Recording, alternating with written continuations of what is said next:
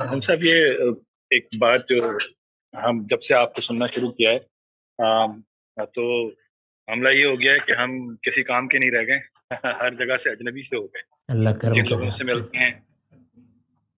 آواز آ رہی ہے آپ کو؟ جی میں سن رہا ہوں جی. تو بس یہ اور کہ جو ہمدردی بچے کے جو جذبات کے ساتھ اسکول سن رہا ہوں.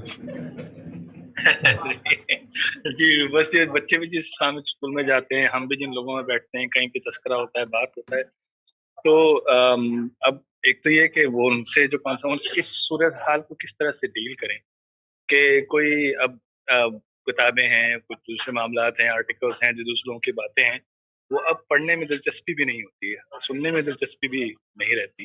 حالانکہ دل تو یہ چاہتا ہے کہ سب کی بات سنیں، لیکن وہ ایک آرتھوڈاکس سے جو چیزیں چل رہی ہیں وہ اسی طرح سے وہی چیزیں سامنے آتی ہیں گھوم گھوم کے، بچے بھی وہی سیکھ کے آ رہے ہوتے ہیں. تو کیا کیا اسٹریٹجی رکھیں کہ آدمی علم سے جڑا بھی رہے، دوسروں کی باتیں بھی سنتا رہے اور اس کو پروسیس کرے دلیل کی دنیا.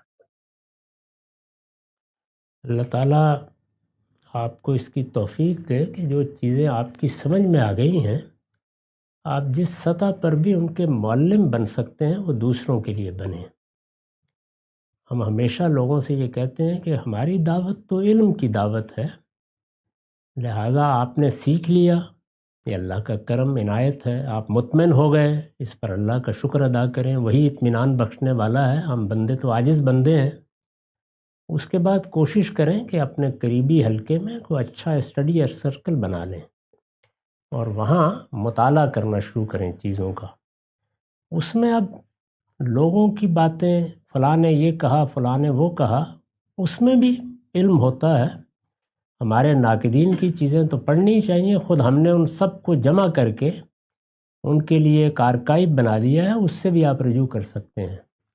لیکن اس سے زیادہ اہم چیز یہ ہے کہ ہم نے کچھ نصابات بنا دیے ہیں، پہلی سطح پر، دوسری پر اور آخری سطح پر. تو اگر آپ نے پہلی اور دوسری سطح کی چیزیں سمجھ لی ہیں تو اب آپ کمپیریٹیو اسٹڈی میں، تقابلی مطالعے میں چلے جائیے، اور اس میں جو ہمارا کلاسیکی علم ہے اس کے تینوں بڑے منہاج قابل مطالعہ ہیں، یعنی سلفی منہاج، فقی منہاج، صوفی منہاج.